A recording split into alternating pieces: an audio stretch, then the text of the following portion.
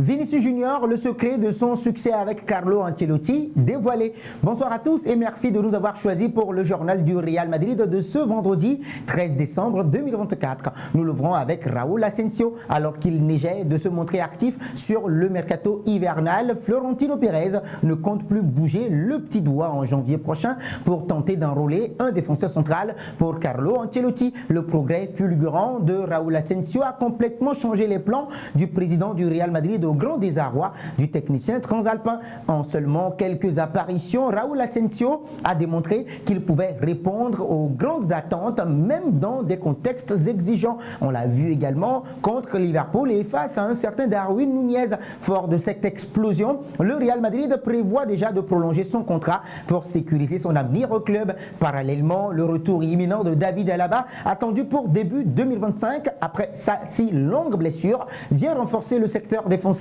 des merengues aux côtés d'Antonio Rudiger et maintenant de Raúl Asensio. David Alaba permettra au Real Madrid d'aborder sereinement la phase décisive de la saison 2024-2025. Cette configuration réduit également les risques de surcharge pour les joueurs clés dans le secteur défensif.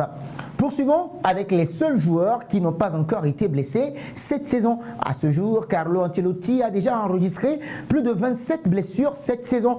Il n'y a que 7 joueurs de l'effectif actuel qui n'ont pas encore contracté de blessures. Parmi eux figurent Fran Garcia, Antonio Rudiger, Federico Valverde, Luka Modric, Arda Güler, Endrick Felipe Morera et Andrei Lunin. Ce dernier, bien qu'ayant souffert d'une gastro-entérite en octobre dernier, n'a pas eu de blessure physique majeure. Ces joueurs représentent maintenant une exception dans une équipe marquée par une moyenne d'absence alarmante. Les 15 autres membres de l'effectif de Don Carlo Ancelotti totalisent à eux seuls 94 matchs manqués, une statistique qui montre suffisamment la gravité de la situation. Fran Garcia, par exemple, est devenu un titulaire indiscutable, indispensable sur le flanc gauche de la défense du Real Madrid grâce à sa condition physique éclatante. De son côté, Luka Modric continue de défier les lois du temps en évitant les blessures. Malgré ses 39 piges, le Real Madrid devra compter sur ses joueurs épargnés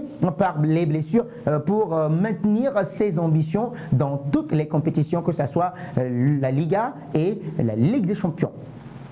La suite de cette édition madrilène avec la 17e journée du championnat espagnol. Le Real Madrid se déplace chez son voisin de la capitale, le Rayo Vallecano, pour son match prévu à 19h. Et bien oui, ce sera ce samedi. Les joueurs convoqués sont au niveau des gardiens Thibaut Courtois, André Lunin, Sergio Mestre, défenseurs Lucas Vázquez, Vallejo, Fran Garcia, Rudiger, Youssef, Asensio, Lorenzo, milieu de terrain Jude Bellingham, Camavinga, Valverde, Modric, Tchouaméni, Arda Güler, Dani Ceballos, attaquant Vinicius Junior, Rodrigo Wesh, Endrick, Brahim et Victor Muñoz.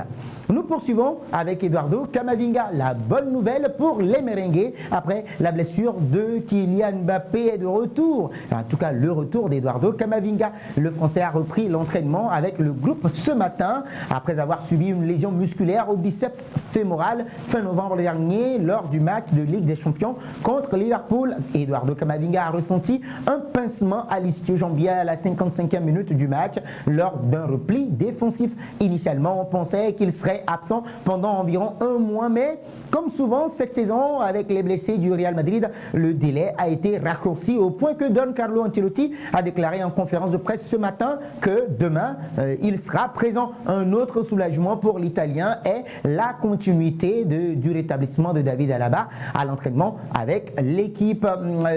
L'Autrichien a effectué une nouvelle séance collective ce matin. David Alaba se rapproche de l'année écoulée depuis sa grave blessure au genou le 17 décembre, mais ce mois pourrait être déterminant et il devrait faire son retour en janvier.